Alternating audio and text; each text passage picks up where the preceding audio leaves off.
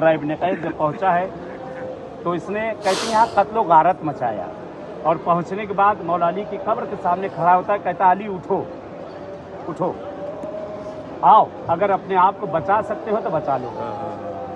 तुमने हमारे आबा और अजदाद को खैबर और खंदक में मारा था, आज मैं तुम्हारी कब्र को खराब करने के लिए आया हूँ।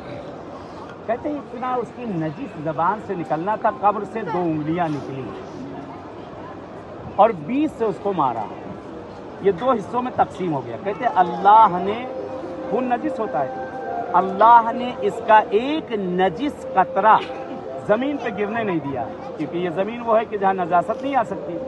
एक नजिस कतरा जमीन पे गिरने, कहते फौरन अजाब नाजिल हुआ, ये मनसूख हो गया, यानी वो उसका पूरा जिस्म जो 2 हिस्सों में तकसीम हुआ था पत्थर का हो गया। दरवाजे नजफ इसका वहाँ से ले जाकर बरसों तक रखा रहा, बरसों तक रखा रहा।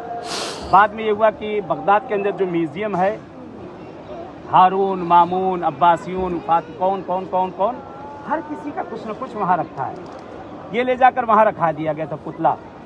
अभी जब अमेरिका ने हमला किया था सद्दाम के ज़माने में, उस म्यूजियम से कुछ गायब नहीं हुआ है, गायब हुआ तो ये पुतला गायब हुआ। क्यों?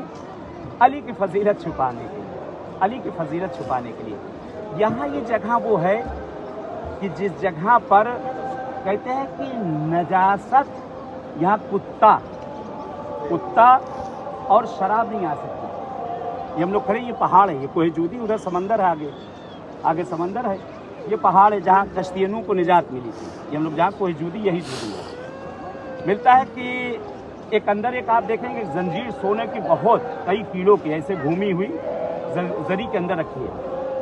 ये जंजीर नादिर शाह दुर्रानी जो ईरान का बादशाह था, अंदर वो जंजीर वहाँ मौजूद है। कहते हैं नादिर जब इसने यहाँ फतह कर लिया है तो बहरहाल अहले बैत तौर पे ईमान नहीं रखता था पहले ये, तो इसका एक वज़ीर था, वज़ीर शिया था।